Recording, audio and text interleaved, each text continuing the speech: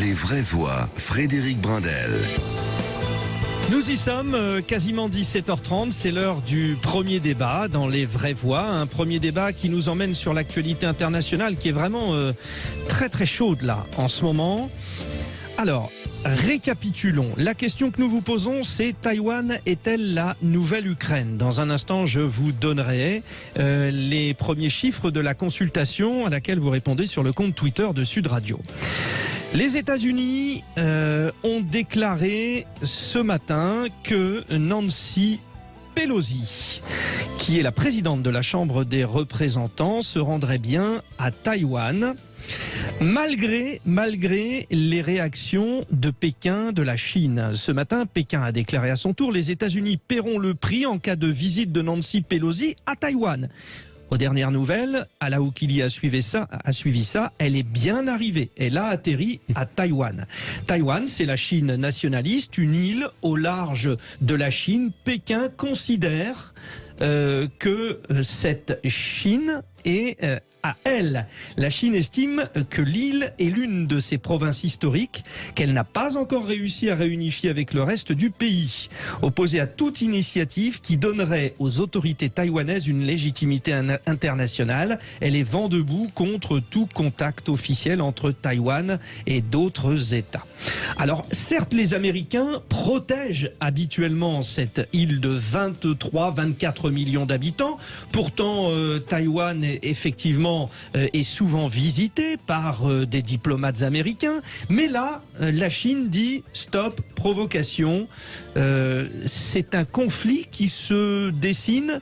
Peut-être, en tout cas la Russie attise le feu, bien sûr, et accuse les États-Unis de déstabiliser le monde. Voilà pour ce qu'il fallait dire de l'actualité au moment donc où la présidente de la Chambre des représentants a donc atterri et la Chine s'insurge contre la présence de Nancy Pelosi à Taïwan. C'est le dernier communiqué par l'intermédiaire du ministère des Affaires étrangères via un média d'État. Nous vous tiendrons bien sûr au courant de l'évolution de cette visite, mais il y a eu un sacré comité d'accueil avec notamment des avions, des porte-avions, que ce soit américains et chinois qui se sont croisés. Nous accueillons Jean-Vincent Brisset, général de brigade aérienne, ancien chef du bureau Asie-Pacifique au secrétariat général de la Défense nationale et chercheur associé à l'IRIS. Bonsoir Jean-Vincent Brisset. Bonsoir. On a voulu présenter très précisément ce qu'il se passe parce que nous sommes en pleine actualité et la situation évolue. Est-ce que de ce que vous avez pu constater en ce début d'après-midi du 2 août 2022, la situation semble affolante ? Affolante, non. Et ce qui est intéressant, c'est de voir que les Taïwanais étaient les maîtres du jeu sur cette visite, quand même. Nancy Pelosi est quelqu'un qui est connu pour son anti-pékinisme assez affirmé, mais c'était auto-taïwanais de dire qu'ils voulaient bien la recevoir ou pas. Et non seulement ils l'ont reçue, mais ils la reçoivent en grande pompe, avec en particulier des illuminations sur la fameuse tour 101, qui a longtemps été l'immeuble le plus haut du monde, où il y a marqué « Bienvenue à Madame Pelosi », où il y a marqué les liens entre les États-Unis et Taïwan. Donc il y a très clairement une joie taïwanaise, malgré quelques contre-manifestations en ville. Il faut préciser d'ailleurs que les Taïwanais n'hésitent pas à communiquer sur le fait qu'ils se préparent à une éventuelle attaque, prenant en comparaison l'exemple ukrainien.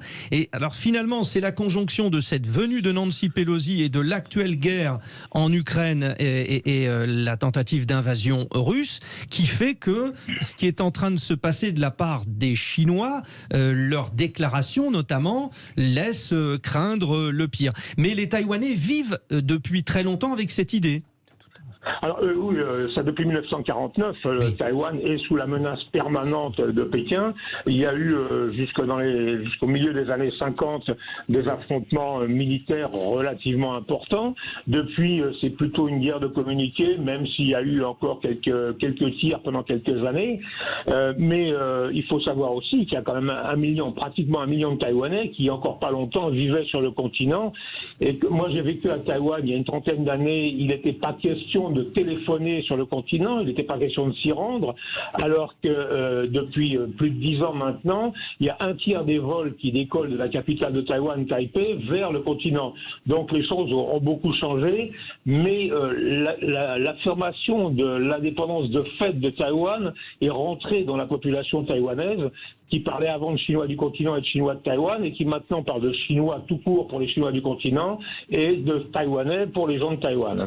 Jean-Vincent Brisset, vous restez bien avec nous, vous êtes notre grand témoin, les vraies voix vont réagir. Alors un commentaire et peut-être une question. Bernard Cohen-Haddad, vous êtes inquiet, vous, de ce que vous suivez, constatez? Je suis inquiet parce que de tout temps, et ça a été bien rappelé par le général, depuis la création de l'indépendance de Taïwan, Formose, la Chine n'a jamais cessé de rappeler que c'était un territoire chinois, et le général l'a dit, le continent est l'île, et de tout temps, l'île a été protégée par les Européens, surtout les Américains, pour lesquels c'est une base militaire, il faut aussi le reconnaître, une balle d'intelligence stratégique, et donc c'est extrêmement important. Ce qui est gênant aujourd'hui, et là j'aimerais peut-être avoir l'avis du général, c'est qu'on a l'impression qu'il y a eu, bien entendu, depuis des années, y compris pendant la guerre froide, des crispations extrêmement fortes entre la Chine, les États-Unis, l'URSS aussi à l'époque, qui était un acteur proche de la Chine, et Taïwan Formose.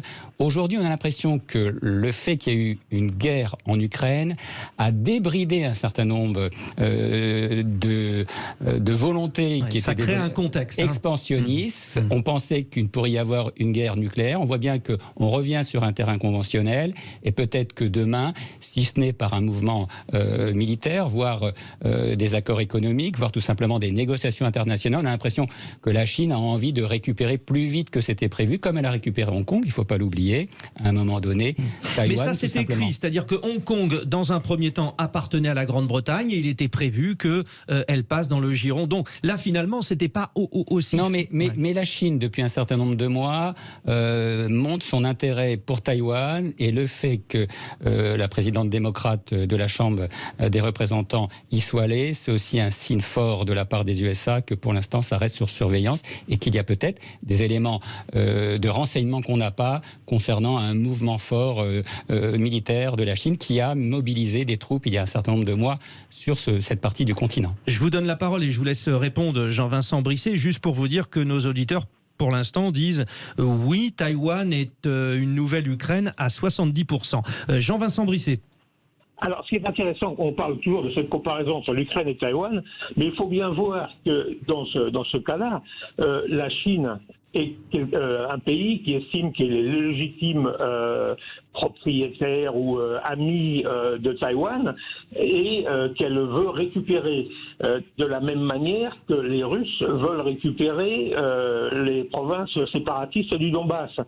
Donc l'agresseur à un moment, c'est la Chine, et les États-Unis défendent, alors que c'est l'Ukraine qui aurait été dans la position de la Chine en voulant récupérer ces républiques du Donbass. Donc on est dans des positions symétriques mais opposées entre la Chine et la Russie, l'Ukraine et Taïwan. Bon, ça c'est déjà une première chose assez intéressante. Deuxième chose, les États-Unis se sont engagés à défendre Taïwan. C'est un texte qui a valeur de loi, mais qui n'est pas une loi aux États-Unis, et qui les oblige pas de manière pratique. Taïwan n'est pas un pays allié des États-Unis au sens propre, dans la mesure où, contrairement à ce que je viens d'entendre, il n'y a pas de présence militaire visible à Taïwan, et il y a extrêmement peu de présence, même invisible, présence américaine. Et les Européens, en dehors des Hollandais dans les années 80, et les Français un peu plus tard, ont très peu aidé Taïwan. Alors, Jean-Vincent Brisset, juste pour dire que votre homologue, le général américain, chef d'état-major américain, Mark Milley, a déclaré à la presse que si Nancy Pelosi demandait un soutien militaire, alors il ferait le nécessaire pour assurer une conduite en toute sécurité de ses affaires. C'est depuis le début de la prise de décision de cette visite, l'occasion pour chacun de montrer ses muscles. On a une réaction peut-être au 0800, au 0826, au 300 300. Voilà, je vais y arriver. C'est le téléphone pour les auditeurs de Sud Radio. Serge de Marseille. Bonjour Serge. Oui, bonjour. Bon, inquiet ou pas, vous? Inquiet. Pas encore inquiet, mais peut-être que ça va pas tarder. Parce que C'est joliment dit. parce que ce qui se passe, c'est que même si l'Ukraine, c'est quelque part, c'est la Russie face à l'Europe avec les Américains derrière, d'accord. Mais l'Ukraine a ce côté qu'il y a un tas de tuyaux qui passent avec du gaz, du pétrole, et c'est vraiment stratégique au niveau énergétique. Alors des tuyaux avec du gaz, hein, pas le pétrole, hein, ça, c'est autre chose. Il y a des tuyaux avec le gaz, oui. Voilà, il y a des tuyaux avec du gaz qui passent, et alors qu'il n'y a pas ça du côté de Taïwan, et du côté de Taïwan, les Américains, ils ont la Chine, hein, c'est pas la Russie. Oui. Donc, ils sont franchement loin de leur base aussi. Donc, ouais. Pour les Américains, je me dis. Hein. Ça finalement, Serge, vous, oui, attendez, juste pour éclairer comme ça vous permet de retrouver bien votre propos, mais déjà, point très intéressant que vous soulevez, c'est-à-dire le parallèle entre l'Ukraine et Taïwan. Bon, on n'est pas quand même sur les mêmes enjeux, les mêmes positionnements et la même histoire. Vous vouliez rajouter, Serge, avant justement, sur votre propos, de solliciter le général de brigade aérienne Jean-Vincent Brisset. Allez-y, Serge. C'est-à-dire que les Américains, ils sont en année préélectorale, il me semble, et donc on sait très bien qu'à ce moment-là, pas que tout se fige, mais enfin, c'est un peu un stand-by en attendant la nouvelle administration. Hein, et moi, je pense qu'il n'est pas interdit de penser que Trump revienne. Donc, Bon, alors ça c'est très important. Merci beaucoup Serge et coucou à Marseille. Hein, bien sûr, j'espère qu'il ne fait pas trop chaud. Mais ce que dit Serge, c'est important parce que on arrive à un moment où Joe Biden a pris la parole et on en parlera tout à l'heure pour dire que ces drones ont tué le chef d'Al-Qaïda. Là, il montre effectivement les gros bras en envoyant une personnalité de son administration. Ça dit quoi ça finalement, Jean-Vincent Brisset? Alors d'abord, il est intéressant de voir qu'on a découvert la dépendance au gaz russe pour les pays européens et on a l'impression, il y a beaucoup de gens qui ont l'impression qu'on n'a pas de problème avec Taïwan. Il faudrait quand même savoir que plus de la moitié des microprocesseurs un peu évolués sont fabriqués à Taïwan et que les Taïwanais ont clairement expliqué que s'il y avait une invasion chinoise, la première chose qui disparaîtrait, c'est la capacité de fabriquer des microprocesseurs. Ça veut dire que tout ce qui est basé sur des microprocesseurs, c'est-à-dire à peu près l'essentiel de tout ce qu'on a en Europe et aux États-Unis, s'arrêtera. Oui. Et au moment où vous avez dit ça, mon général, on a tous regardé derrière l'étiquette de notre maillot si on n'avait pas marqué non plus Made in Taïwan, hein, quand même. Oui. Voilà, alors il y a longtemps que les Taïwanais ont délocalisé les productions de t-shirts et autre chose. Ils font plus du très haut niveau, hein, les Taïwanais. Bon, alors question d'Ala Oukili. Bonsoir général. Je voulais vous poser une question par rapport à ce que pourrait faire l'Europe dans le cadre de cet affrontement entre la Chine et les États-Unis, parce que il me semble que l'Europe n'a pas vraiment de moyens militaires dans l'Indo-Pacifique. Donc, est-ce qu'on irait encore une fois vers des sanctions économiques? J'ai cru comprendre que Bruxelles envisageait tous les scénarios en discutant déjà avec l'administration Biden, mais également avec l'Australie, le Japon, pour prévenir une escalade entre les États-Unis et Taïwan, ou plutôt et la Chine. Quelle est la réponse, selon vous, possible de la part de l'Union européenne? Alors, politique fiction ou pas tant que ça, finalement? Alors, sur le plan militaire, les États-Unis ont quelques possibilités par rapport à la Chine vis-à-vis de Taïwan. Il est évident que les Européens n'ont pas plus de possibilités que vis-à-vis de l'Ukraine, où en fait, l'Europe a donné des matériels militaires, a autorisé quelques volontaires à aller en Ukraine, mais ça s'arrête un petit peu là. Vis-à-vis de Taïwan, Taïwan essaiera de se défendre. S'il y a une attaque, Taïwan essaiera de se défendre, mais la Chine est sans doute plus vulnérable à des sanctions que ne l'est la Russie. La Russie, c'est un pays immense avec une population faible et une résilience énorme. La Chine est excessivement dépendante de ses exportations, du monde extérieur. Elle n'a pas d'énergie propre. Alors, elle a maintenant l'énergie russe qui lui arrive à moins cher que ce qu'elle avait avant. Mais elle a quand même de gros besoins et de besoins d'importation et une économie faible. quelque chose aussi dont on ne parle pas beaucoup et qui, à mon avis, est extrêmement important et sans doute très grave, c'est que le président Xi Jinping n'a pas, contrairement à ce qu'on dit, un pouvoir absolu et sans nuage. Il a une opposition, des oppositions qui se manifestent à l'intérieur du parti, c'est-à-dire qu'on ne les voit pas à l'extérieur, comme ça ne se voyait pas à l'époque de Mao. Mais s'il se retrouve en difficulté, ce qui peut arriver n'importe quand, il peut être tenté de lancer une guerre pour ressouder sa population derrière lui. Attendez.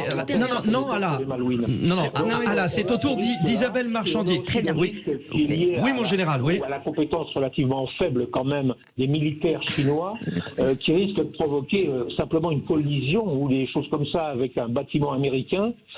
S'il y a quelques dizaines de marins américains ou d'aviateurs américains qui sont tués dans une collision, la réaction des États-Unis risque d'être disproportionnée, encore une fois, avec des gens comme Nancy Pelosi qui sont très va-t-en-guerre.